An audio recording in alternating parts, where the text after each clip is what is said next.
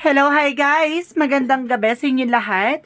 This is Shirva Masagada Channel, a faith healer, also mata reader. So ngayong gabing to, tingnan natin ang nagsasabihin sa inyo ng ating mga gabay. This is weekly gabay for the month of September 1 hanggang September 8 for the sign of Leo.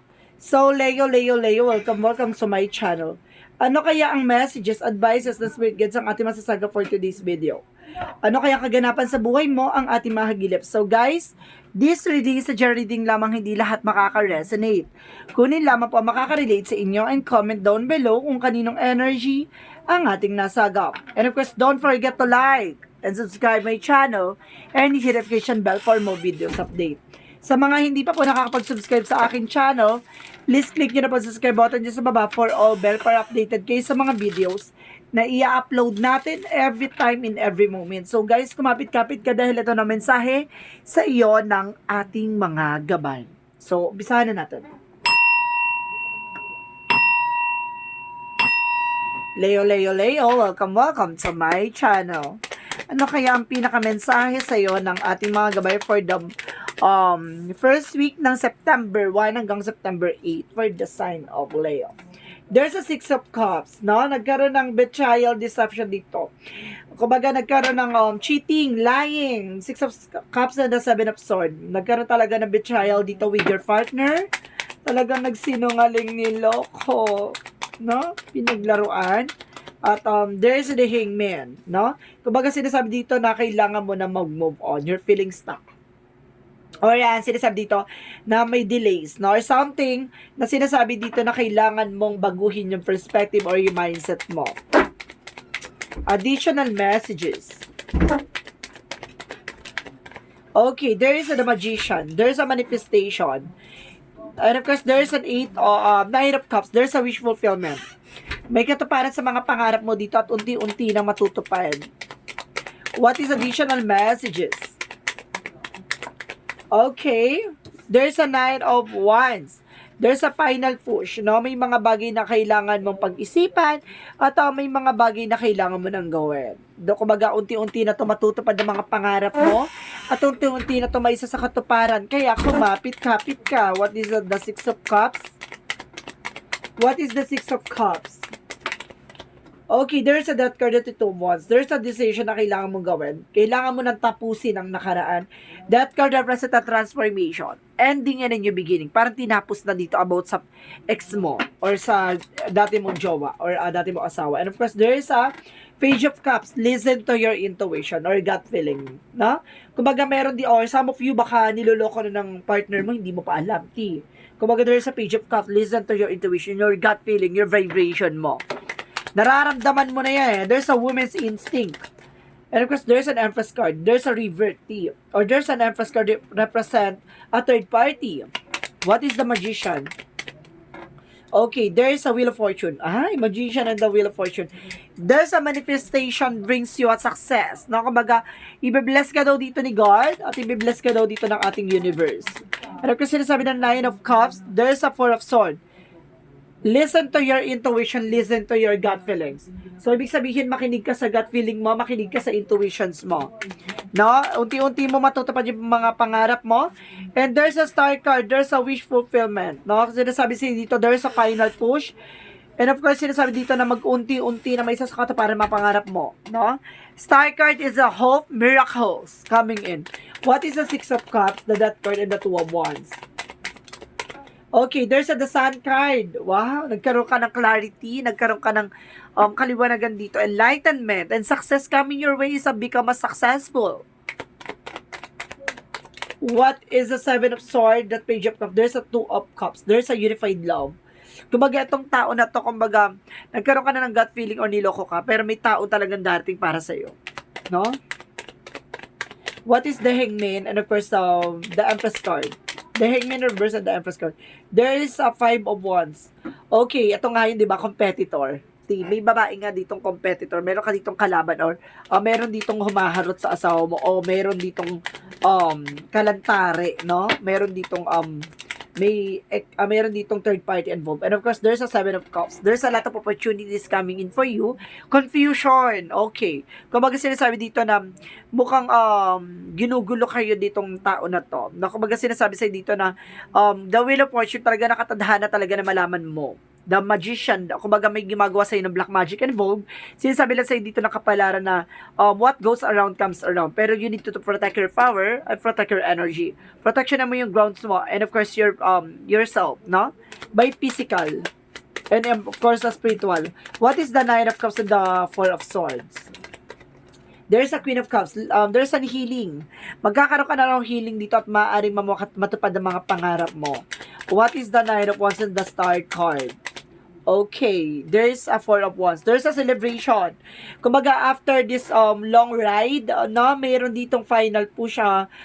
Near from the success of Star card represent a miracle, and the Four of Wands represent a wedding or celebration coming in. What is the total outcome? What is the outcome? Okay, there's a Knight of Swords. No? Kumbaga sinasabi dito, stress ka ngayon. Kumbaga nade-depress ka. And Queen of Cups, sinasabi dito, be confident. No? Kumbaga nagkakaroon kasi ng ego, yung fear, takot, pangamba. Sinasabi sa dito na kayanin mo, malalagpasan mo yan. Kailangan mo ng self-confident and the higher point, lesson learned, no? Separations. And of course, there's an Ace of Wands, new beginning coming in. Kailangan mo lang tanggapin yung mga bagay na hindi mo na kontrolado. May mga bagay na kailangan mo umpisahan at kailangan mo nang tapusin, no? Kailangan sinasabi dito na ang educations mo sa buhay ay madagdagan ng knowledge at the same time para matuto sa nakaraan. Kumbaga, pinagdaanan mo to sa iyong relasyon. Kumbaga, ito na yung susi para matagpuan mo na kung sino talaga yung para sa'yo. What is Angel's number?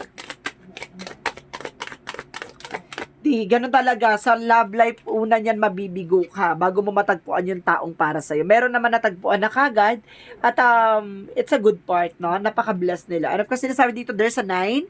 It is your compassion that make you shine.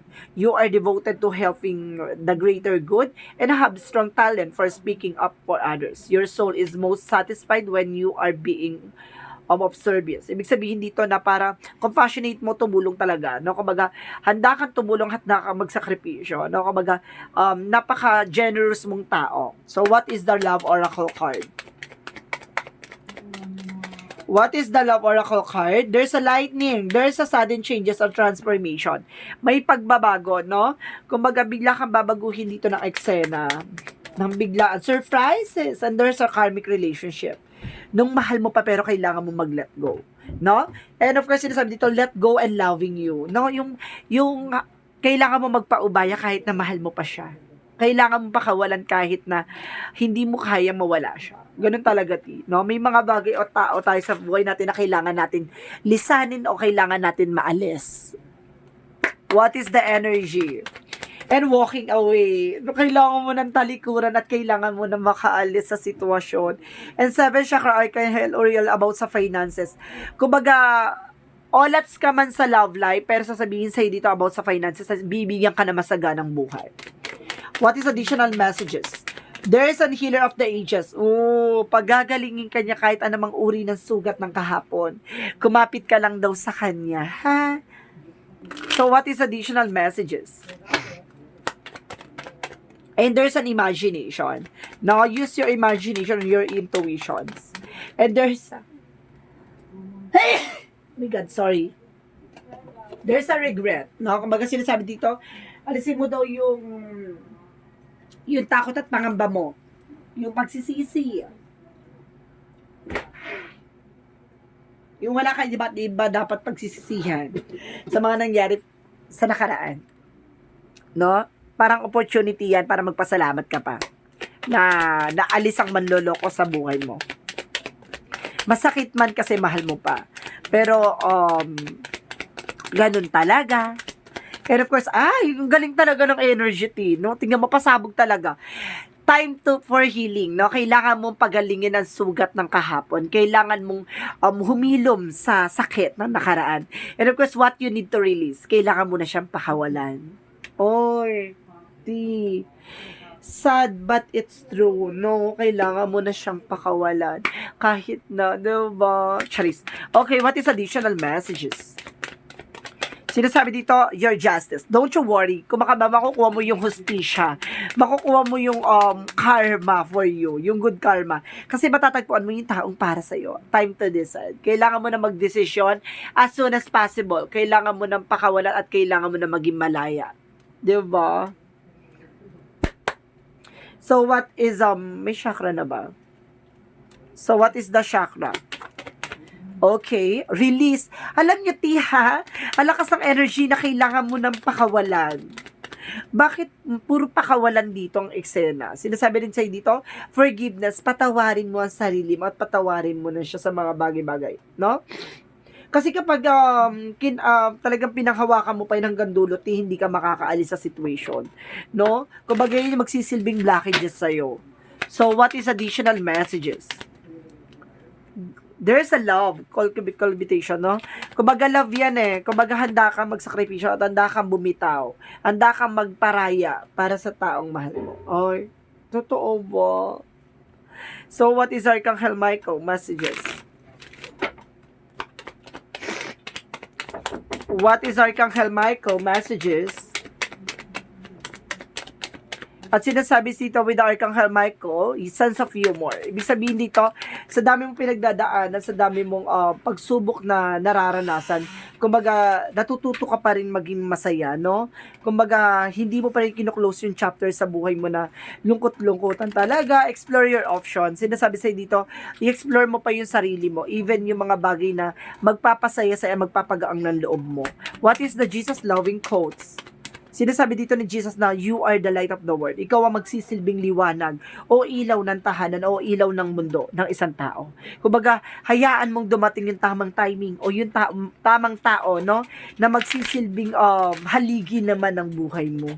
At kumbaga, yung pain na naranasan mo from the past or for the current situation, sinasabi sa dito na kumbaga, yun na magsisilbing mo, kumbaga, inspiration mo or yung pain na yan magsisilbing kalakasan mo. What is the messages of life? Ang messages is, oh my God! Tingnan mo messages of life is the strength. Ang lakas ng energy nyo Strength is the power. Sinasabi dito, today I maintain the control of my emotions. I arise above self-doubt. I affirm my own power and stand strong in the unshakable faith. Today, I know that I have the strength to overcome anything I encounter. I find my courage in the truth, holding tight to the force of love. I interpret over fear. Kumbaga, parang nilalabanan mo na yung takot at pangamba mo. Parang kasi takot ka kasi dati na mawala siya, takot ka na bumitaw siya, takot ka na hindi mo siya makita na kasama at takot ka na maging masaya siya sa piling ng iba. So, sinasabi sa'yo dito na humarap ka sa takot mo. Harapin mo kung ano man yung kinakatakutan mo. Dahil yan ang kinakatakutan mo ang magsisilbing kalakasan mo. Tandaan mo, hindi yan ipaparana sa'yo kung hindi mo yan kayang lagpasan. Kasi yan ang pagsubok na yan na magbibigay at magiging magpapatatag sa'yo para sa kasalukuyan. So, this is a weekly gabay for the month of September 1 hanggang September 8 for the sign of Leo. So, Leo, maraming salamat for your wonderful reading. This is a general reading lamang. Hindi lahat makaka-resonate. Kunin lamang pa makaka-relate sa inyo and comment down below kung kaninong energy ang ating nasagap. Maraming salamat guys and see you in the next video. Bye-bye and babush!